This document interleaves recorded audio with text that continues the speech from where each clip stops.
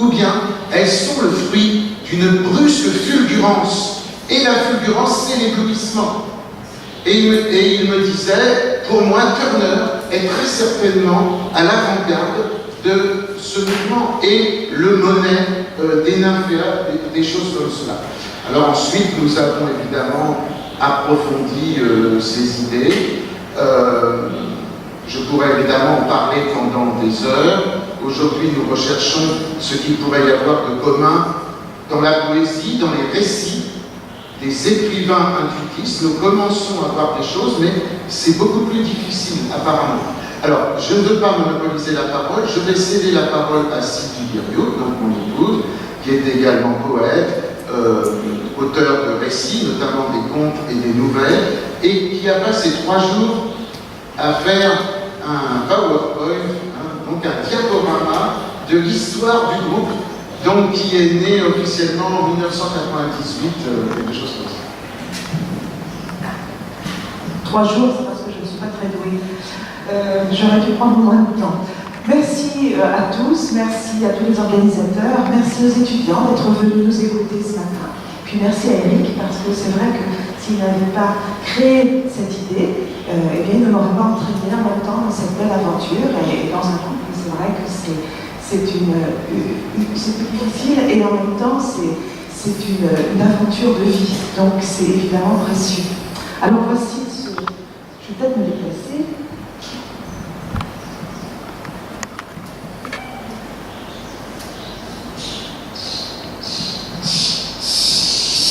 Dans les champs culturels.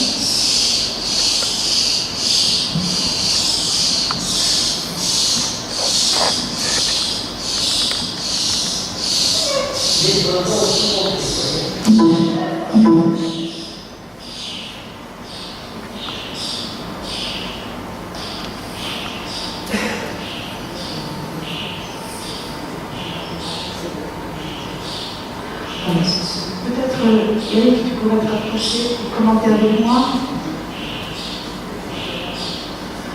Ah, alors, sauf que c'était toi un peu. Alors moi, je suis perdue. Mario, le début du diaporama.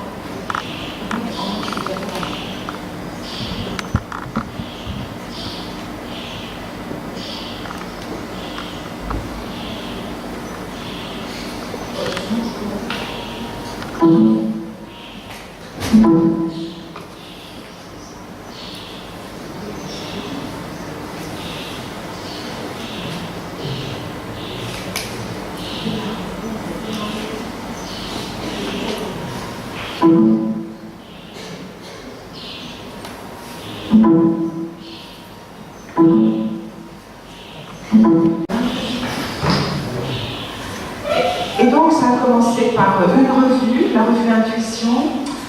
Ensuite, Eric très vite a mis en forme et a écrit des textes théoriques.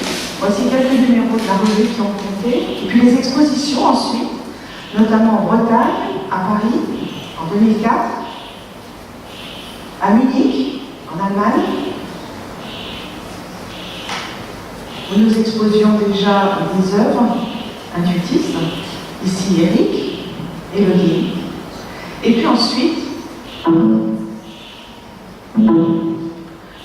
des réunions poétiques avec Jérémy, notamment, avec Jean-François Blavin, qui fait partie également des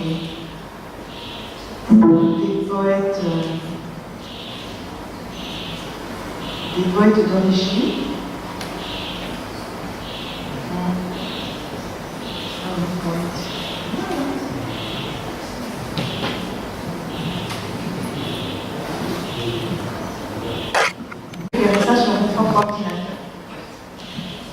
Faire comme ça, parce qu'il y a des programmes compatibles, incompatibles, comme l'a dit.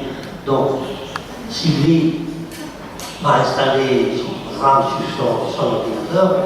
À un moment donné, quand elle est prête, on lui donne la parole. Et je pense qu'il vaut mieux commencer le l'autre, parce que tout le monde perd du temps. Et nous avons 8 communications ce matin, c'est énorme. Alors, je commence par remercier tout le monde. Je donne la parole à Eric, c'est lui qui préside. Pour remercier, je commence par remercier les auteurs des communications qui sont là. Il y a des personnages importants. On n'a pas le temps de les présenter tous maintenant, mais au fur et à mesure, on va les présenter et vous verrez comment vraiment c'est une étape importante, celle d'aujourd'hui, une étape de réflexion, de recherche, parce que j'insiste sur cet élément, pour nous, au moins pour moi, c'est la vision de la recherche, l'idée de recherche est fondamentale, l'idée du relatif, rien n'est acquis, on avance, et on ne se fatigue jamais. Eric.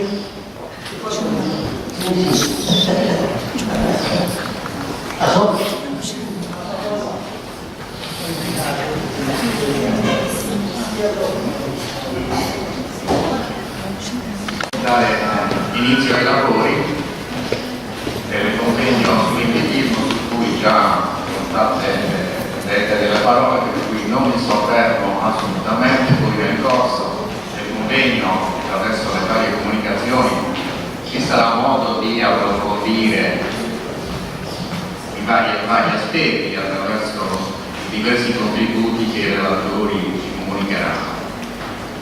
Iniziamo questa prima sessione con l'intervento di Giovanni Duttuli. Mi tolgo il titolo di professore perché Giovanni Duttuli è altro anche che professore. Personalità notissima qui a Cagliari ormai, diciamo che quasi un abitué, docente di lingua e letteratura francese da molto tempo. Lo dico specialmente per i giovani, penso che se andate sul suo sito troverete delle cose molto interessanti e avrete la visione di una personalità che non è solo un professore universitario, ma anche un intellettuale, che è un artista, poeta bilingue, Giovanni Duttuli, che ha pubblicato numerosissime poesie. A dicembre abbiamo avuto il piacere di ospitare un convegno in suo onore per celebrare appunto la sua poesia. Dico solo che il governo francese proprio ha tenuto a ringraziarlo perché lo ha riconosciuto i suoi meriti nel campo della lingua e della cultura francese con varie onorificenze, cito solo una, no, la Legion d'Honneur, per dire una, ma poi Comandeur d'Honneur è stato l'Accademia, eccetera, eccetera, ma parlare di Giovanni Duttuli sarebbe molto lungo, e quindi cedo volentieri la parola. Prego.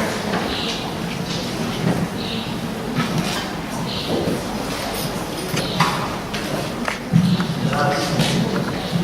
Presidente, amico Francesco. Alors, quand on a eu l'idée de ce colloque, et je me suis dit, mais de quoi je vais parler?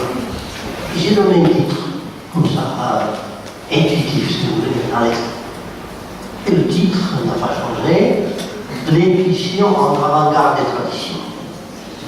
Puis, au fur et à mesure que je l'étais, je me suis rendu compte que le sujet méritait une attention plus approfondie, et j'en ai fait un petit livre qui est là. Le livre est fini, je l'ai même conduit hier à l'hôtel, titre encore provisoire, 20e, 21e siècle, de l'intuition de l'avant-garde des traditions. À partir de l'intuition et de sa valeur réelle, je voudrais démontrer l'union de la période qui s'ouvre après les cendres du symbolisme jusqu'à nous.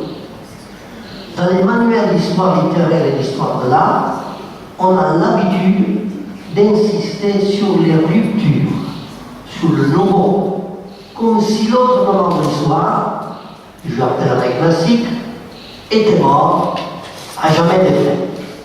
On oublie en effet que tout événement de l'histoire suit le chemin de l'essence de l'être humain. Mais notre être est double. Depuis la philosophie grecque, on insiste sur le double fantaisie et raison, corps et esprit, être et paraître, moi et l'homme. Est-ce un simple constat d'ordre anatomique, j'allais dire géométrique? Je ne le pense pas. siècle et ce début du XXe prouvent ce cours des choses. C'est un peu la confirmation de la pensée de Vico, qui a été un grand maître de Michel. Maître spirituel. L'histoire marche sur une lignée de cours et de retours, de haltes et de révolutions, dans un rythme à zigzag d'ordre toujours binaire, même quand il semble que tout est en déflagration. L'axe central de cette marche est l'intuition. Il m'est gré de constater que cette démarche commence en Italie. C'est à l'université de Bologne qu'en 1911, Bergson présente sa conférence intitulée L'intuition philosophique, qui, après l'évolution créatrice parue en 1907, constitue le manifeste de sa théorie sur l'intuition. À partir du chemin de l'intuition, je pose trois premières questions fondamentales.